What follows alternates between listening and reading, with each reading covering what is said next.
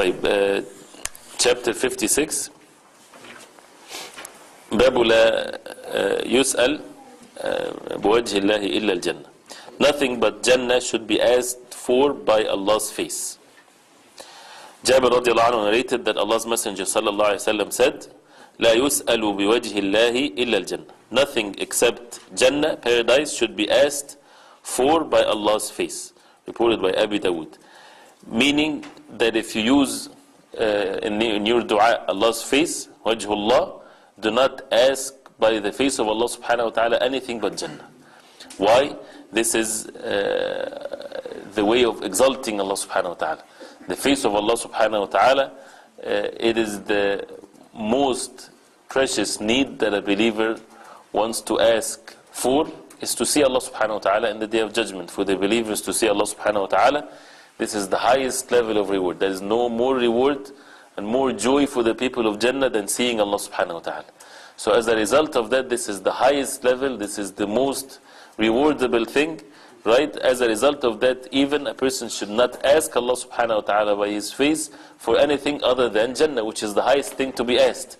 Not to ask about matters of dunya, making dua by Allah's face, that a person will get money or this is all low things. But for Jannah, for the people to enter Jannah, this is permissible.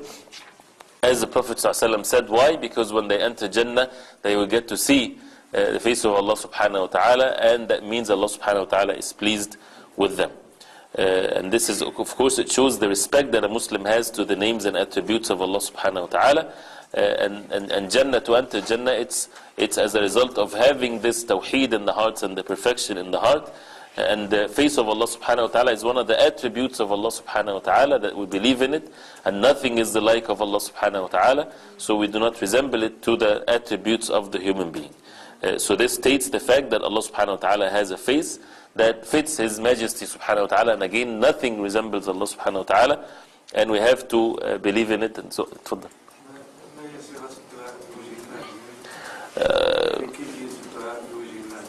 اللهم إني أسألك بوجهك الكريم.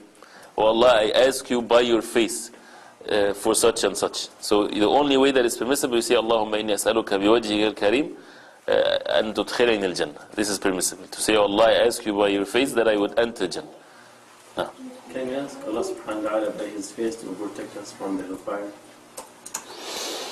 The Prophet ﷺ said, لا يسأل بوجه الله إلا الجنة. That you should not ask by the face of Allah subhanahu wa ta'ala anything but Jannah. Even if it means that for the person to be saved from the hellfire, that means he would enter Jannah. But sometimes people they get to the Jannah after they get to the hellfire. Right. Yeah. So here we want Allah subhanahu wa ta'ala to protect us from the hellfire, and this the reward of the Jannah. No, a person should stay like what the hadith says. Okay. To ask Allah subhanahu wa ta'ala for Jannah and not to be punished by the hellfire. To enter Jannah from the first instance.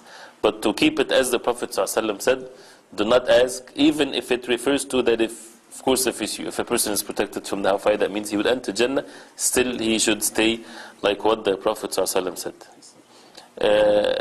He says here that it's permissible to ask Jannah and to ask for the things that would lead you to Jannah by the face of Allah. Right? It is a permissible thing. Right? Because anything that leads to Jannah, one of which is even to be protected from the hellfire.